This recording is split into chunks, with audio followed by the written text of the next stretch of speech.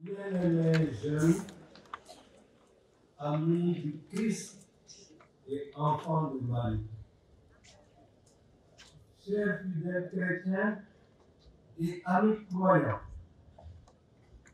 quelle joie de revenir ici à Diou, au cœur du signe, pour célébrer avec vous les mystères de la foi dans l'espérance et l'amour.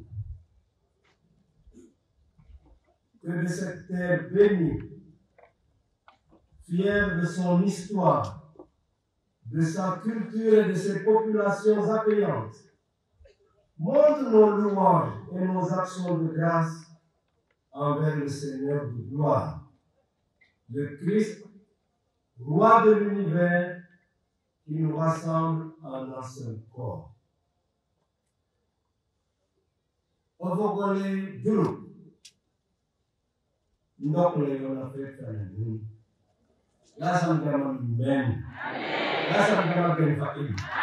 Lasam ben lagam. Bonne et sainte fête patronale.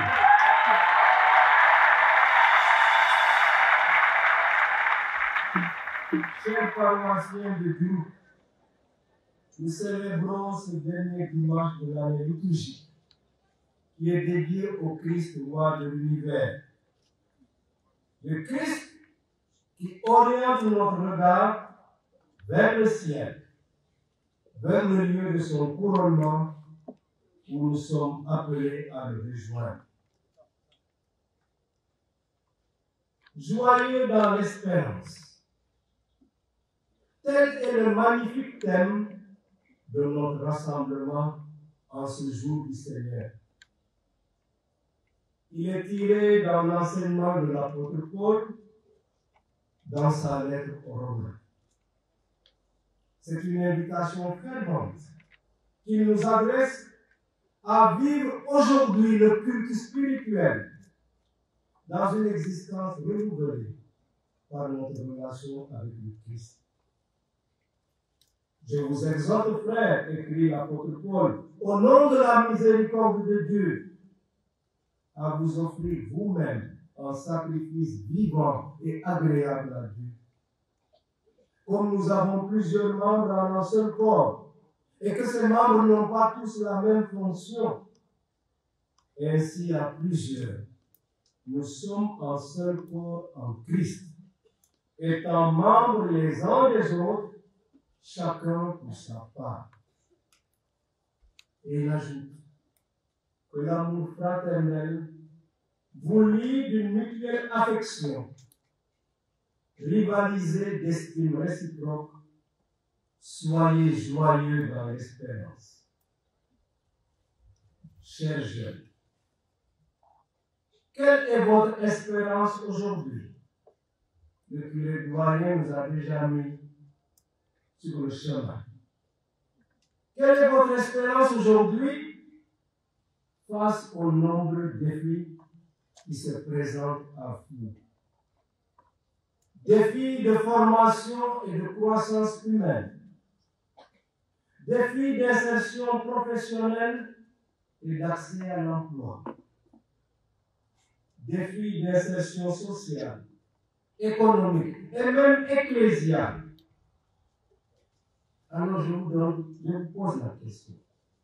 Qu'êtes-vous venu chercher à Dulu? Qu'êtes-vous venu chercher? Répondez-moi. Pardon? Vous êtes venu chercher l'espérance. À quel appel avez-vous répondu? Quelle est l'espérance qui vous a guidé jusqu'ici? Qu'allez-vous emporter d'ici en rentrant chez vous? De quelle espérance allez-vous témoigner en retournant à la maison? Ce sont ces questions qui m'ont habité. Les papes Benoît XVI et François, dans leurs écrits, ont présenté un modèle d'espérance et de sainteté en la personne de Sainte Joséphine Bakhita, canonisée par le pape Jean-Paul II le 1er octobre 2000. Dans sa lettre encyclique Spe Salvi, sauvée par l'espérance, du 30 novembre 2007, Benoît XVI écrit que parvenir à la connaissance de Dieu, du vrai Dieu, cela signifie recevoir l'espérance. Et il dit, je pense à l'Africaine Joséphine Bakhita. Et il nous donne un certain nombre de renseignements que je vais vous partager. Joséphine Bakhita est née vers 1869 dans le Darfour au Soudan. Enlevée par des trafiquants d'esclaves, elle est battue jusqu'au sang. Elle a été vendue 5 fois sur des marchés soudanais comme esclave. Après avoir été jusque-là l'objet de ses maîtres, elle va découvrir qu'elle a un autre maître, le Dieu de Jésus-Christ, le Seigneur des Seigneurs, et que ce Seigneur était bon pour lui, pour elle du moins, que ce Seigneur était la bonté même en personne. Elle a appris que ce Seigneur la connaissait, qu'il l'avait créée, qu'il l'aimait, et que ce Seigneur-là avait même dû affronter des tortures, la mort sur la croix par amour pour nous. Désormais, Joséphine avait une espérance. Benoît XVI dit même la grande espérance. La grande espérance de me savoir aimé de Dieu. Et quel que soit ce qui m'arrive, je sais que Dieu m'aime. Et ainsi, ma vie est bonne parce que Dieu m'aime. Par la connaissance de cette espérance, dit encore le pape Benoît XVI, elle était rachetée, elle ne se sentait plus esclave, mais une fille de Dieu libre. La libération qu'elle avait obtenue à travers la rencontre avec le Dieu de Jésus-Christ. Et elle sentait le devoir d'aller partager cette libération avec d'autres. L'espérance, on ne la garde pas pour soi. L'espérance nous fait aller à la rencontre des autres pour leur partager notre découverte. Chers amis, Sainte Joséphine Bakhita est un témoin vivant et véridique de l'espérance chrétienne. Et l'espérance qu'elle nous transmet est missionnaire, parce qu'on ne peut pas la garder pour soi uniquement.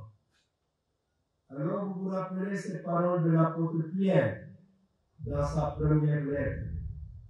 Soyez toujours prêts à rendre compte de votre espérance devant ceux qui vous le demandent.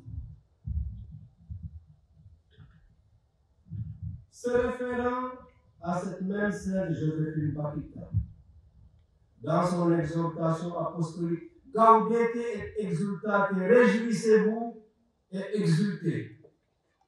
Le pape François voit dans l'histoire de Bakhita un appel pour nous à la sainteté aujourd'hui. Et il écrit, n'aie pas peur de la sainteté. Elle ne t'enlèvera pas les forces, ni la vie, ni la joie.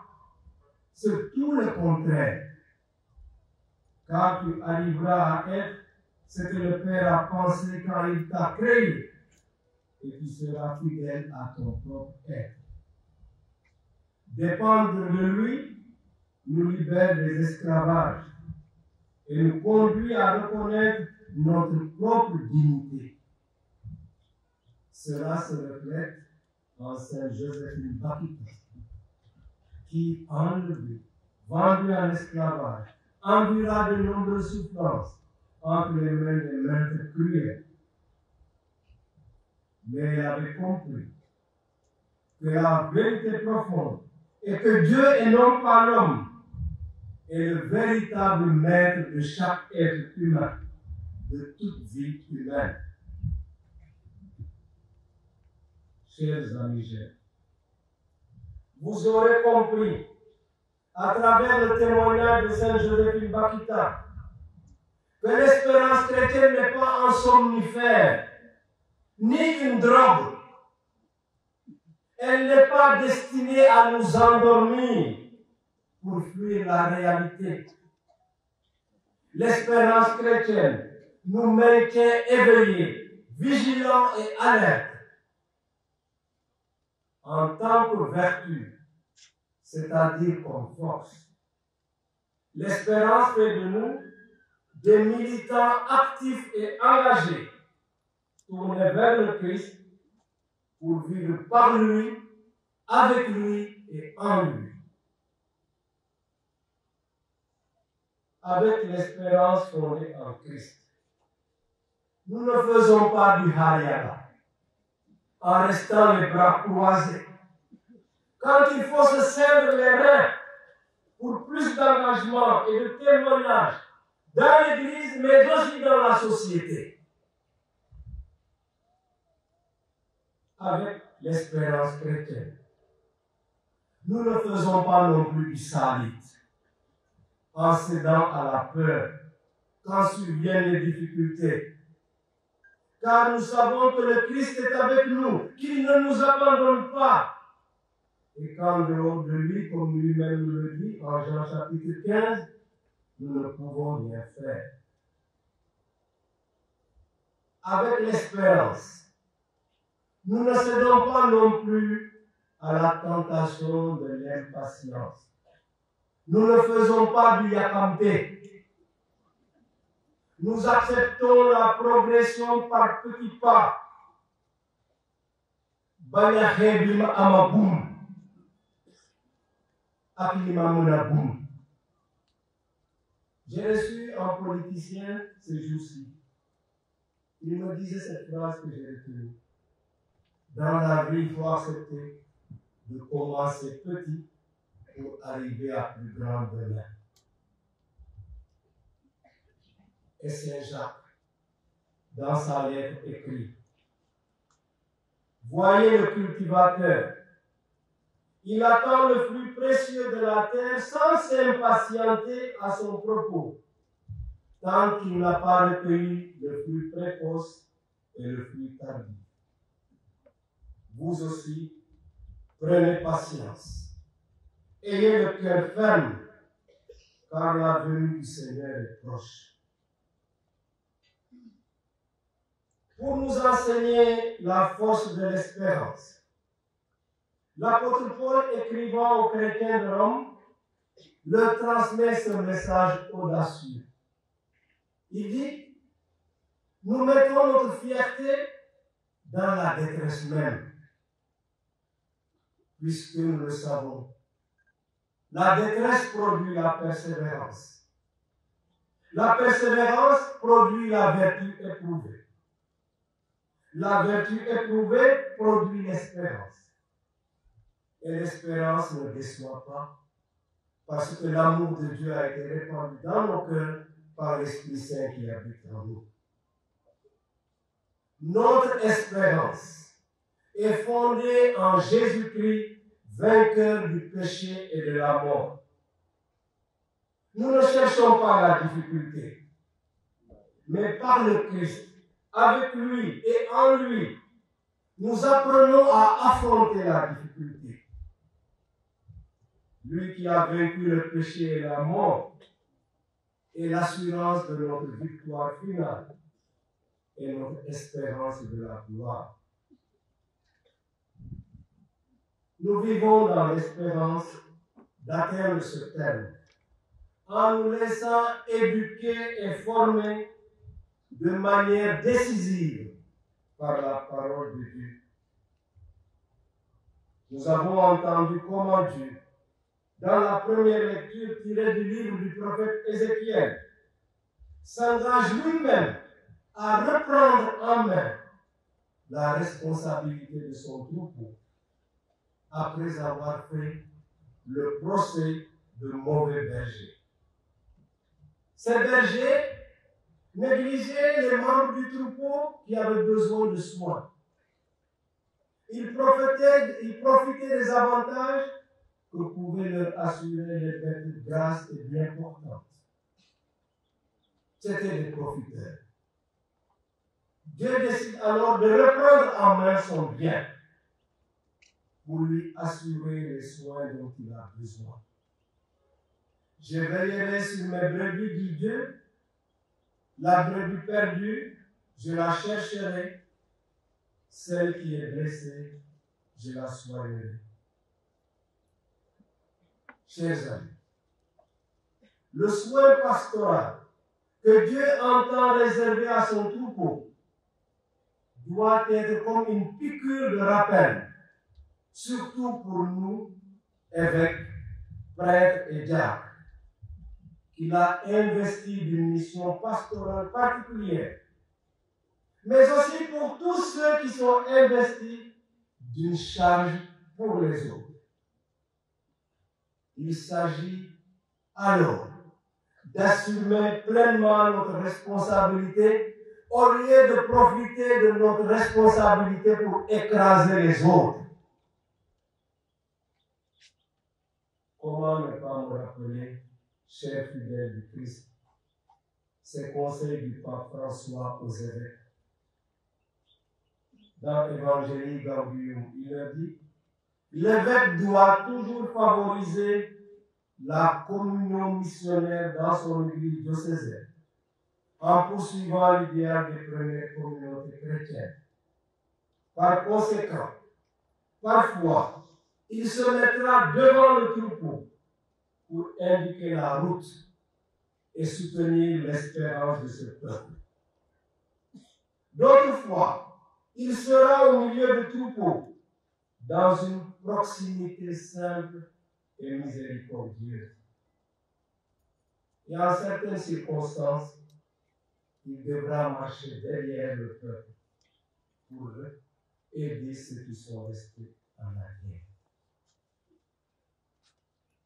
Le psaume 22 que nous avons chanté tout à l'heure pour nourrir notre méditation nous rappelle que c'est le Seigneur lui-même qui est le véritable berger. C'est de lui que nous pouvons réellement apprendre à assumer nos responsabilités comme il se doit. Puissions-nous donc nous laisser enseigner par lui, comme des bergers par délégation. Nous sommes bergers par délégation. Le véritable berger, c'est le Seigneur lui-même.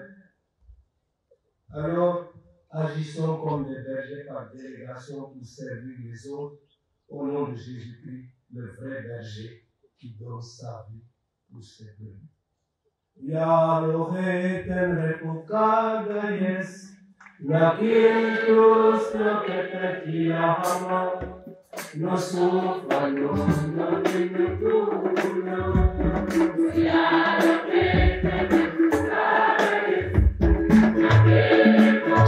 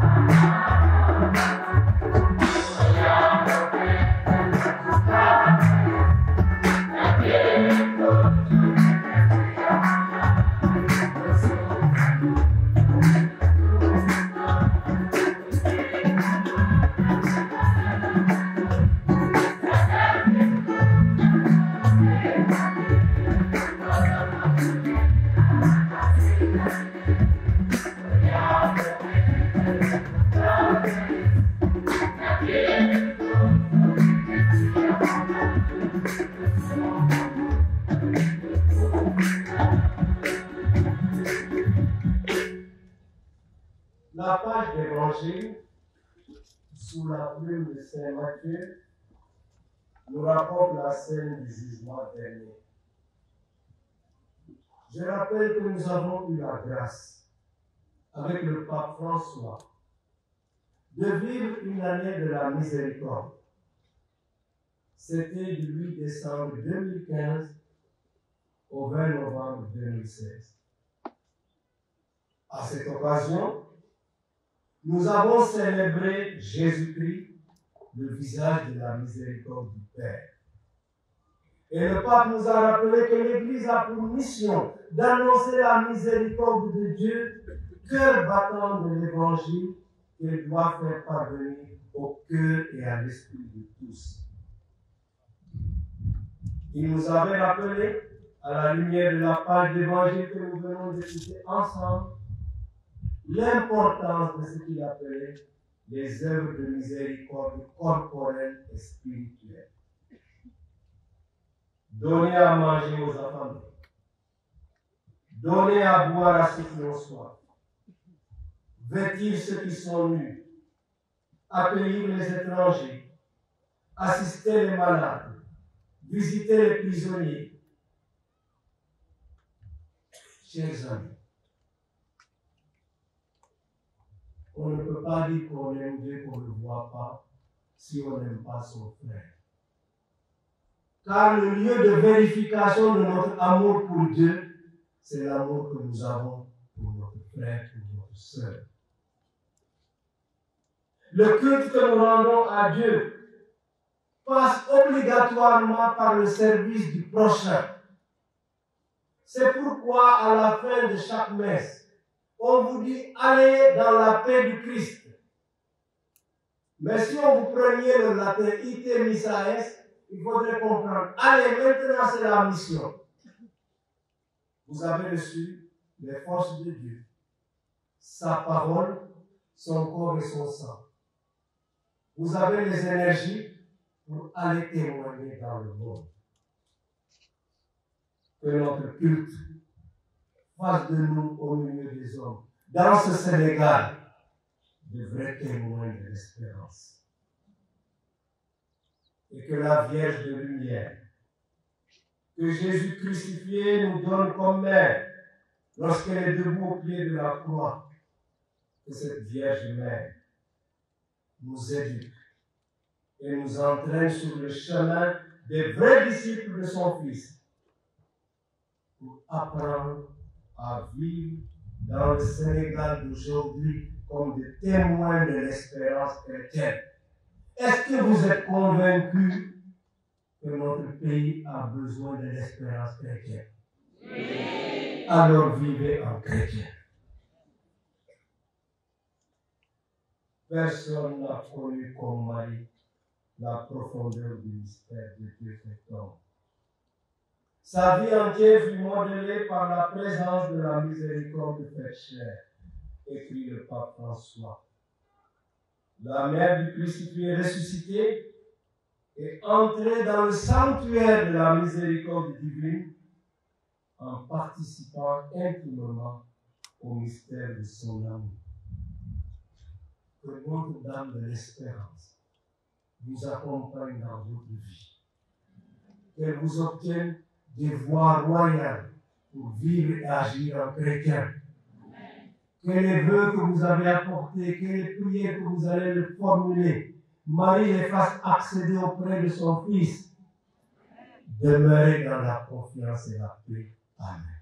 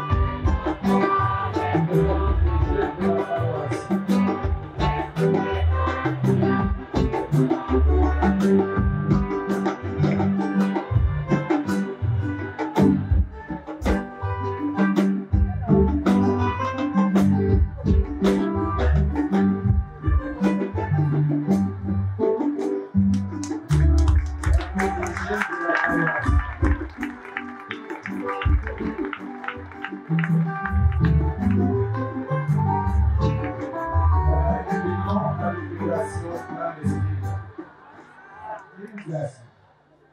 L'immigration dans l'esprit. Donc, restons chez nous et travaillons.